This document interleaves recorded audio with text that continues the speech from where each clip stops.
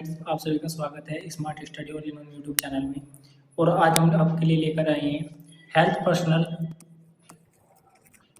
And environmental health.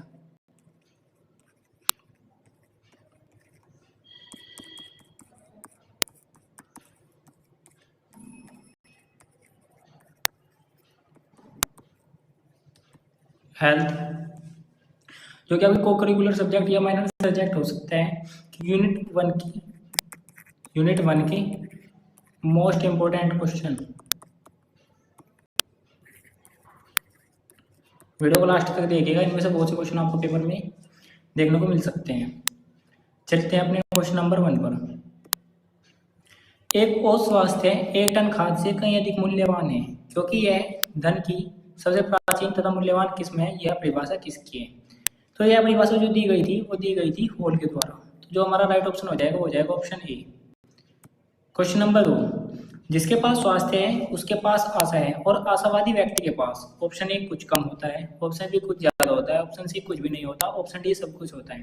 तो देखिए, जिसके पास स्वास्थ्य है उसके पास आशा है, और जो आशावादी व्यक्ति है ना, वो अपने जो मतलब जिस भी कार्य को करने की वो आशा करता है, वो उस कार्य को पूरा करने के लिए मेहनत करता है। जिस व्यक्ति जिसके लिए कार्य के लिए मेहनत करता है वो उसके पास होती भी है। तो जो उसका राइट ऑप्शन हो जाएगा ऑप्शन डी, सब कुछ होता है। क्वेश्चन नंबर 3, स्वास्थ्य का संबंध निम्न में से किसके अनुसार रहता है? ऑप्शन ए शारीरिक सिद्धांतों से, ऑप्शन बी संपूर्ण जीवन से, ऑप्शन सी शारीरिक पुष्टता से, ऑप्शन डी में से कोई नहीं। तो जो क्वेश्चन नंबर 3 का हो जाएगा राइट ऑप्शन बी संपूर्ण जीवन से। देखिए, स्वास्थ्य का संबंध जो होता है व्यक्ति का संपूर्ण जीवन तक होता है। जब तक व्यक्ति जीता है तो उसके स्वास्थ्य के बारे में बात की जाती है, जब व्यक्ति मर जाता है तो उसके स्वास्थ्य के बारे में बात कोई नहीं करता। तो जो स्वास्थ्य का संबंध है वो होता है संपूर्ण जीवन से। तो जो क्वेश्चन नंबर 3 का राइट ऑप्शन हो जाएगा ऑप्शन बी। क्वेश्चन नंबर 4, स्वस्थ शरीर एवं मस्तिष्क के पूर्ण रूप से कार्य करने की अवस्था को क्या कहते हैं?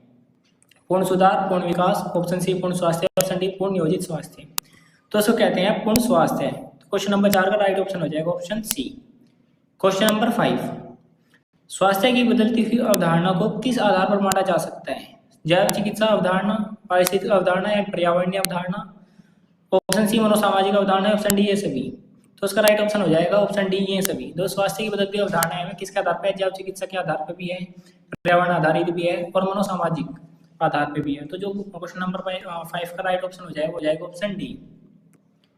क्वेश्चन नंबर 6, 30वां विश्व स्वास्थ्य संगठन सम्मेलन कब संपन्न हुआ था? यह संपन्न हुआ था सन 1977 में। तो क्वेश्चन नंबर 6 का राइट ऑप्शन हो जाएगा हमारा ऑप्शन सी। क्वेश्चन नंबर 7, स्वस्थ मनुष्य की पूर्व शारीरिक, ये पूर्व नहीं है, यह पूर्ण, स्वस्थ मनुष्य की पूर्ण शारीरिक, मानसिक एवं सामाजिक स्थिति है, केवल रोगों की अनुपस्थिति स्वास्थ्य नहीं है। यह कथन किसका है? यह परिभाषा किसके द्वारा दी गई है स्वास्थ्य की?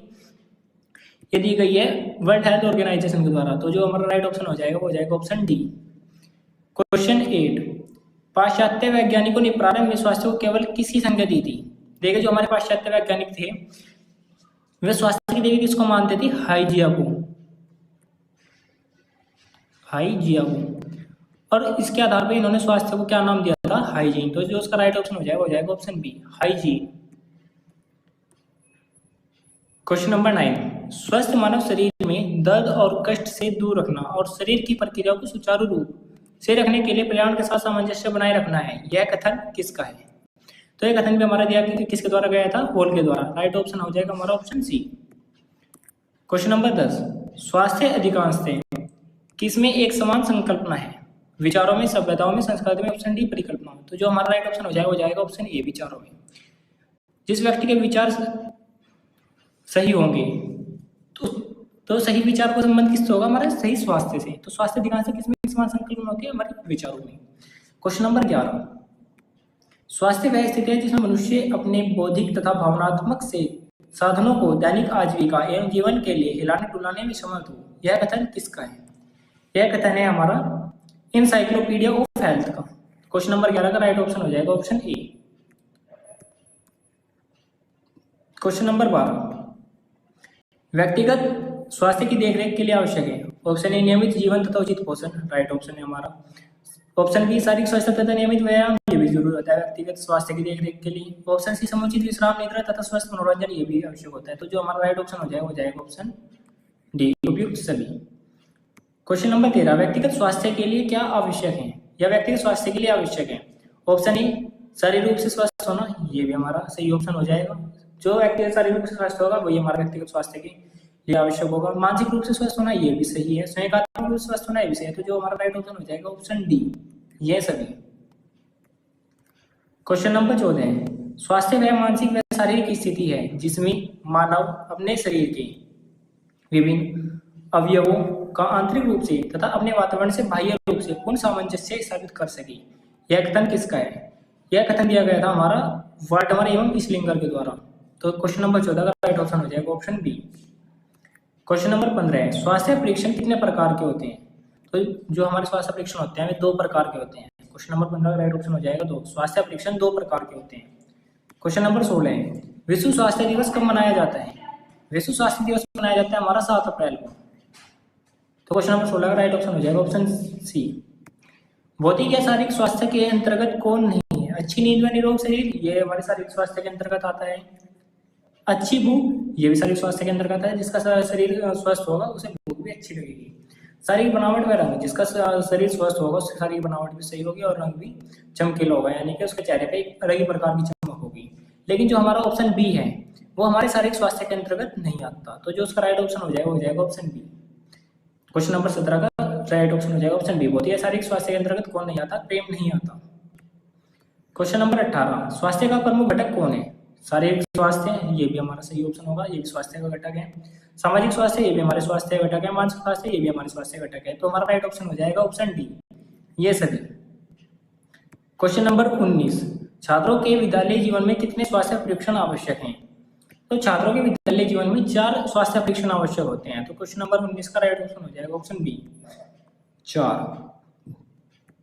भारतीय स्वास्थ्य के क्षेत्र में किस प्रकार की संस्थाएं कार्य करती हैं?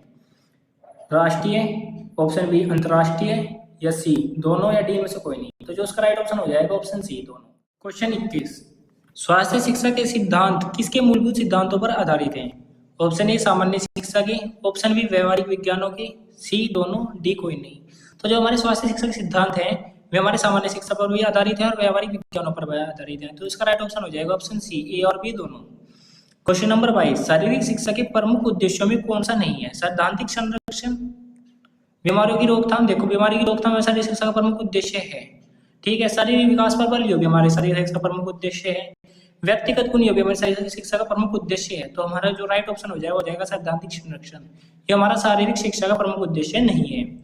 क्वेश्चन नंबर 23, आज के प्रदूषित वातावरण की देन किस रोग से संबंधित है? ऑप्शन ए मन संबंधी, बी त्वचा संबंधी, सी समाज संबंधी, डी सिद्धांत संबंधी। देखिए जो हमारा आज का जो वातावरण है वो बहुत ज्यादा प्रदूषित हो रहा है, जिसके कारण जो ओजोन प्रत्याक्षण होता जा रहा है, और ओजोन प्रत्याक्षण होने के कारण पृथ्वी पर अल्ट्रावायलेट रेज बहुत ज्यादा मात्रा में आ रही है, जो कि कारण बनती है त्वचा रोग का। तो जो उसका राइट ऑप्शन हो जाएगा ऑप्शन बी, त्वचा संबंधी, ठीक है। क्वेश्चन नंबर 24, शारीरिक शिक्षा न केवल शरीर को प्रशिक्षित करती है, शारीरिक शिक्षा न केवल शरीर को प्रशिक्षित करती है और न ही केवल आत्मा को बल्कि समूचे मानव को प्रशिक्षित करती है। यह कथन किसका है? यह कथन दिया गया था हमारा मॉन्टेग्यू के द्वारा। तो जो हमारा राइट ऑप्शन हो जाएगा ऑप्शन ए। क्वेश्चन नंबर 25, मातृ मृत्यु दर में भारत में सबसे अधिक किस राज्य में है? ऑप्शन ए तमिलनाडु में, बी बिहार में, ऑप्शन सी आंध्र प्रदेश में, ऑप्शन डी उत्तर प्रदेश में। तो जो हमारी मातृ मृत्यु दर है वो सबसे अधिक है उत्तर प्रदेश में। तो जो हमारा राइट ऑप्शन हो जाएगा ऑप्शन डी। मातृ मृत्यु का प्रमुख कारण क्या है? क्वेश्चन नंबर 26, मातृ मृत्यु का प्रमुख कारण क्या है? ऑप्शन ए अशिक्षा, ये भी मातृ मृत्यु का कारण हो सकती है। गरीबी, ये भी मातृ मृत्यु का कारण हो सकती है। सामाजिक कुप्रथाएं, ये भी मातृ मृत्यु का प्रमुख कारण हो सकता है। जो उसका हमारा राइट ऑप्शन हो जाएगा ऑप्शन डी, उपयुक्त सभी। प्राथमिक स्वास्थ्य केंद्र में निम्न में से किसका होना आवश्यक है? 6 चिकित्सा अधिकारियों का, 6 बिस्तरों का, 1 दवाखाने का, या उपयुक्त सभी। देखिए प्राथमिक स्वास्थ्य अस्पताल है, अस्पताल में अधिकारियों का होना आवश्यक है, चिकित्सा अधिकारियों का, बेड्स का होना भी आवश्यक है, और दवाखाने का, मेडिकल स्टोर का भी होना आवश्यक है। तो जो हमारा राइट ऑप्शन हो जाएगा ऑप्शन डी, उपयुक्त सभी। क्वेश्चन नंबर 28, स्वास्थ्य शिक्षा का साधन नहीं है। विद्यालय के अंदर स्वास्थ्य शिक्षा दी जाती है हमारी। फिजिकल एजुकेशन, परिवार के अंदर भी स्वास्थ्य शिक्षा दी जाती है, पेरेंट्स अपने बच्चों को देते हैं। ऑप्शन सी चिकित्सालय के अंदर भी स्वास्थ्य शिक्षा दी जाती है डॉक्टर्स के द्वारा। लेकिन जो हमारी उप क्षेत्रीय संस्थाएं उसके अंदर स्वास्थ्य शिक्षा नहीं दी जाती। तो जो इसका राइट ऑप्शन हो जाएगा वो जाएगा ऑप्शन डी, उप क्षेत्रीय संस्थाओं के अंदर स्वास्थ्य शिक्षा नहीं दी जाती। क्वेश्चन नंबर 29, उत्तम स्वास्थ्य से क्या तात्पर्य है? ऑप्शन ए वातावरण के साथ उचित समायोजन, ये हो सकता है। शारीरिक और मानसिक रूप से स्वस्थ होना, ये भी उत्तम स्वास्थ्य से तात्पर्य हो सकता है। सही वैश्विक निर्णय लेने की क्षमता, ये भी उत्तम स्वास्थ्य का तो हो सकता है। तो जो हमारा राइट ऑप्शन हो जाएगा वो जाएगा ऑप्शन डी, उपयुक्त सभी। क्वेश्चन नंबर 30, BCG का टीका देना चाहिए। ऑप्शन ए 0 से 1 माह तक, ऑप्शन बी 1 से 2 माह तक, ऑप्शन सी 3 से 4 माह तक, या ऑप्शन डी 5 से 6 माह तक। तो जो इसका हमारा राइट ऑप्शन हो जाएगा वो जाएगा ऑप्शन सी, 3 से 4 माह तक। तो जो BCG का टीका देना चाहिए वो देना चाहिए 3 से 4 माह के बीच में। क्वेश्चन नंबर 31, चिकित्सालयों में स्वास्थ्य शिक्षा किस रूप में दी जाती है? ऑप्शन ए रोगों से बचाव के विषय में बताया जाता है, हो सकता है उपकरणों के विषय में बताया जाता है, हो भी सकता है और नहीं भी। ऑप्शन सी नेताओं के विषय में बताया जाता है, नहीं। ऑप्शन डी उद्योग के विषय में बताया जाता है, बिजनेस व्यापारों के विषय में बताया जाता है, नहीं। उद्योग का संबंध व्यापार से, व्यापार के बारे में चिकित्सालय के अंदर कोई बात नहीं होती। तो ऑप्शन ए और ऑप्शन बी। तो लेकिन जो चिकित्सालय में प्रमुख रूप से क्या होता है, रोगों का इलाज होता है और रोगों से बचाव के विषय में रोगियों को बताया जाता है। तो जो हमारा राइट ऑप्शन हो जाएगा वो जाएगा ऑप्शन ए। 31 का जो हमारा राइट ऑप्शन हो जाएगा वो जाएगा ऑप्शन ए, चिकित्सालय में स्वास्थ्य शिक्षा रोगों से बचाव के विषय में दी जाती है। क्वेश्चन नंबर 32, जन स्वास्थ्य शिक्षा में सक्रिय संगठन है। केंद्रीय स्वास्थ्य मंत्रालय, बिल्कुल। विश्व स्वास्थ्य संगठन, वर्ल्ड हेल्थ ऑर्गेनाइजेशन, ये भी बिल्कुल कार्यरत है जन स्वास्थ्य शिक्षा में। राज्य स्वास्थ्य विभाग और स्थानीय निकाय, ये भी बिल्कुल कार्यरत है हमारे जन स्वास्थ्य शिक्षा में। तो जो हमारा राइट ऑप्शन हो जाएगा वो जाएगा ऑप्शन डी, उपयुक्त सभी। नेक्स्ट क्वेश्चन पे चलते हैं। क्वेश्चन नंबर 33, ग्रामीण क्षेत्रों में प्रसूति एवं बाल स्वास्थ्य सेवाएं दी जाती हैं। ये तो स्वास्थ्य ये सेवाएं जो दी जाती हैं दी जाती है हमारी अस्पतालों में, यानी कि प्राथमिक चिकित्सा केंद्रों में। ठीक है, तो जो हमारा राइट ऑप्शन हो जाएगा वो जाएगा ऑप्शन ए, प्राथमिक चिकित्सा के केंद्रों द्वारा। देखो, जिला विकास अधिकारी द्वारा डीएम के यहाँ जानकारी दी जाती है सरकारी योजनाओं के बारे में, सरकारी कार्य करते हैं, लेकिन इस तरह की कोई सेवाएं प्रदान नहीं करती। ग्राम पंचायतों में भी गांव के झगड़ों या गांव के विकास के लिए जो फैसले लिए जाते हैं ग्राम पंचायत द्वारा लिए जाते हैं, लेकिन इस तरह की कोई सेवाएं नहीं दी जाती। स्वास्थ्य कार्यकर्ता द्वारा स्वास्थ्य के बारे में लोग जागरूक कर सकते हैं, लेकिन इस प्रकार की सेवाएं वो भी उपलब्ध नहीं कराता। तो जो हमारा राइट ऑप्शन हो जाएगा वो जाएगा ओनली ऑप्शन ए। ठीक है, question number 34, hepatitis B vaccine की तीसरी खुराक देनी चाहिए। तो जो हमारी हेपेटाइटिस बी की वैक्सीन की तीसरी खुराक देनी चाहिए वो देनी चाहिए पहली खुराक के 6 माह बाद। ऑप्शन डी हमारा क्या हो जाएगा, सही ऑप्शन हो जाएगा। क्वेश्चन नंबर 35, देश की जनसंख्या अधिक होने पर जनता को सार्वजनिक सुविधाओं का समुचित लाभ नहीं मिल पाता, जिनमें प्रमुख है शिक्षा व्यवस्था की समस्या। बिल्कुल, अगर जनसंख्या एक निश्चित सीमा से अधिक होगी तो शिक्षा व्यवस्था की जो समस्या है वो उत्पन्न होगी, रोजगार की समस्या भी उत्पन्न होगी, स्वास्थ्य चिकित्सा संबंधी समस्या ये भी उत्पन्न होगी। तो हमारा जो राइट ऑप्शन हो जाएगा ऑप्शन डी, उपयुक्त सभी। और ये सब समस्याएं भारत में अभी भी कुछ क्षेत्रों में है, जिसका कारण क्या है, जनसंख्या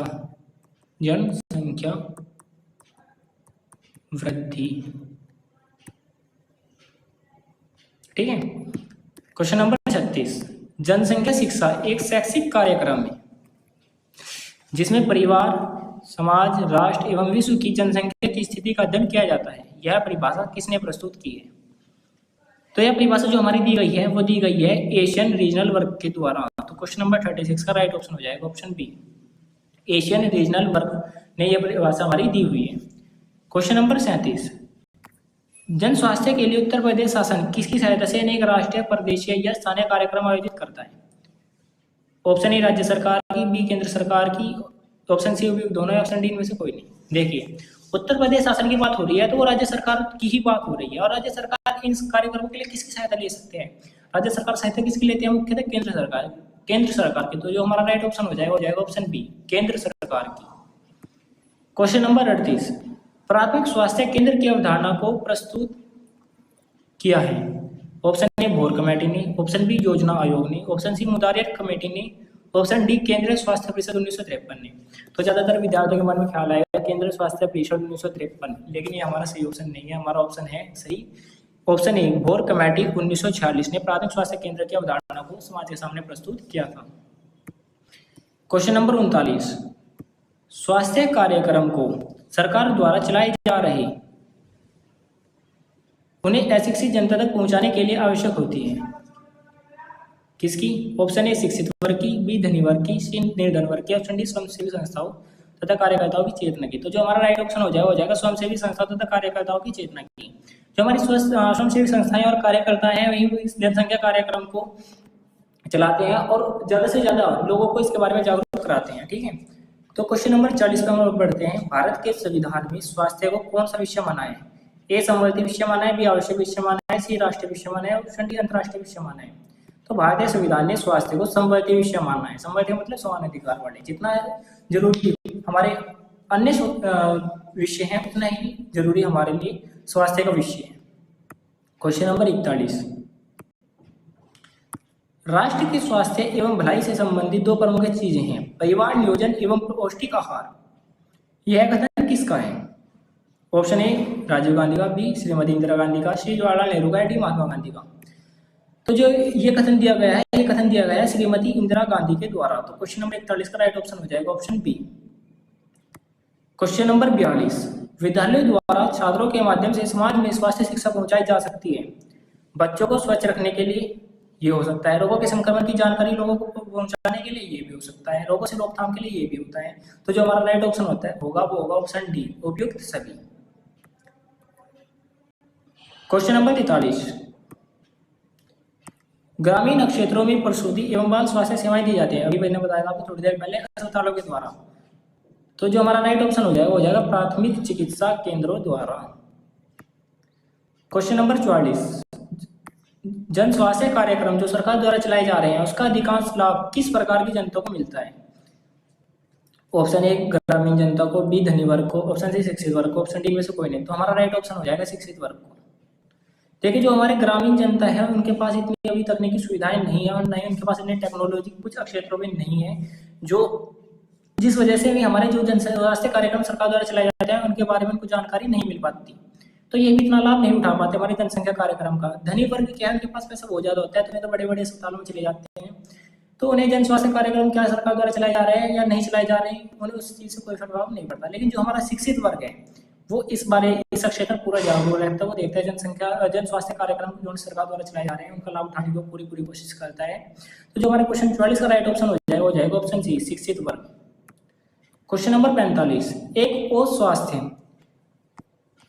1 टन खाद्य से कहीं अधिक मूल्यवान है क्योंकि यह धन की सबसे प्राचीन तथा मूल्यवान किस्म है। यह परिभाषा किसकी है? यह परिभाषा दी गई थी हॉल के द्वारा। पहले क्वेश्चन में मैंने आपको सेम बताया हुआ है। क्वेश्चन नंबर 46, परिवार पर स्वास्थ्य शिक्षा का प्रभाव पहुंचाने के लिए कई साधनों का उपयोग किया जा सकता है, लेकिन आधुनिक युग में उपयुक्त व अधिक प्रभावी साधन कौन सा है? सबसे उपयुक्त प्रभावी साधन जो होता है वो होता है हमारा टीवी। तो राइट ऑप्शन हो जाएगा ऑप्शन सी, टीवी। क्योंकि चलचित्रों के माध्यम से जो हमारे छोटे बच्चे होते हैं वे भी बहुत जल्दी किसी भी विषय को समझने में सक्षम होते हैं। तो क्वेश्चन 46 का जो राइट ऑप्शन हो जाएगा option C, TV. Question number 47, बच्चों में टीकाकरण में सर्वाधिक महत्वपूर्ण है जो 3 रोगों डिप्थीरिया, काली खांसी व टेटनस से बचाव करता है। जो इसका राइट ऑप्शन हो जाएगा option A, DPT. Question number 48, वह चिकित्सालय जो विशेषकर दूर दराज के क्षेत्रों में स्वास्थ्य सुविधाएं पहुंचाने के लिए बस के माध्यम से चलाया जाता है वो कहते हैं? देखो जो चलाया जा रहा है इसका मतलब क्या है? कोई चलता फिरता अस्पताल को हम बोल सकते हैं चलती फिरती डिक्शनरी। तो जो हमारा राइट ऑप्शन हो जाएगा ऑप्शन बी। और सामान्यतः आपको पता ही है जिला चिकित्सालय वो भी एक जगह पे स्थिर है तो ये नहीं हो सकता। WHO वर्ल्ड हेल्थ ऑर्गेनाइजेशन संगठन है वो भी एक स्थान पे स्थिर है, वो भी नहीं हो सकता। यूनिसेफ है वो भी नहीं हो सकता। तो बचा क्या? Option B. क्वेश्चन नंबर 49, राष्ट्रीय व अंतर्राष्ट्रीय स्वास्थ्य संस्थाएं जो विभिन्न कार्यक्रमों के माध्यम से चलाई जा रही है किस सेवाएं प्राप्त की जा सकती है? ऑप्शन ए, प्राथमिक स्वास्थ्य केंद्र में, अस्पताल के अंदर बिल्कुल प्राप्त की जा सकती है। ऑप्शन बी, जिला चिकित्सालय में यानी कि शहरी अस्पताल में ये भी प्राप्त की जा सकती है, अन्य शहरी अस्पतालों में ये भी प्राप्त। तो जो हमारा राइट ऑप्शन हो जाएगा ऑप्शन डी, उपयुक्त सभी। इस प्रकार विद्यार्थियों आज की हमारी हेल्थ पर्सनल एनवायरनमेंट की फर्स्ट यूनिट हेल्थ एजुकेशन कि जो मोस्ट इम्पोर्टेंट 49-50 ऑलमोस्ट क्वेश्चन थे वे कंप्लीट हो चुके हैं। कृपया वीडियो को लाइक करें, चैनल को सब्सक्राइब करें और अपने दोस्तों के साथ शेयर करें ताकि वे भी हेल्थ पर्सनल एंड एनवायरनमेंट की फर्स्ट यूनिट को अच्छी तरह से तैयार कर सकें। धन्यवाद।